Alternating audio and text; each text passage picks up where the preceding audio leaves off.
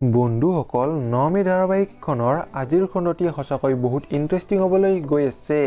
য'ত আমি দেখিবলৈ পাওঁ যে দেউতাকে বিভানক মূৰ্ছনাক ঘৰৰ পৰা উলিয়াই দিবলৈ কয় যদিও বিভানে ওলোটাই দেউতাকক অপমানে কৰে।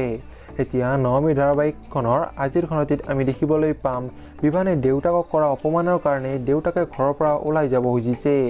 এতিয়া বাৰু দেউতাকক সঁচাকৈ বিভানে ঘৰৰ পৰা ওলাই যাব দিব নেকি জানিবলৈ পাব আপোনালোকে নমি ধাৰাবাহিকখনৰ আজিৰ খণ্ডটিত। এইফালে বিষ্ণুৱে তপনক নমিৰ কথা কোৱাত তপনে বিষ্ণুক নমিক ঘৰলৈ উভতাই লৈ আহিব কৈছে। এতিয়া বাৰু তপনৰ কথাত বিষ্ণুৱে সঁচাকৈ নমিক ঘৰলৈ উভতাই লৈ আহিব নেকি?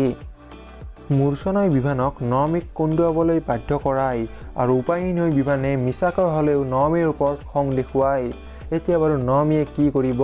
সঁচাকৈ নমি ধাৰাবাহিকখনৰ আজিৰ খণ্ডটি বহুত বেছি ইণ্টাৰেষ্টিং হ'বলৈ গৈ আছে। আপোনালোকৰ কোন বাৰু নমি ধাৰাবাহিকখনৰ আজিৰ খণ্ডটি চাবলৈ অধীৰ অপেক্ষাৰে ৰৈছে কমেণ্ট বক্সত নিশ্চয় কমেণ্ট কৰি জনাব। আৰু ভিডিঅ'টো যদি চাই ভাল পালে তেনেহ'লে প্লিজ এটা লাইক দি যাব আৰু এনেকুৱা ভিডিঅ'বোৰ পাই থাকিবলৈ আমাৰ চেনেলটো ছাবস্ক্ৰাইব কৰি দিব। ধন্যবাদ।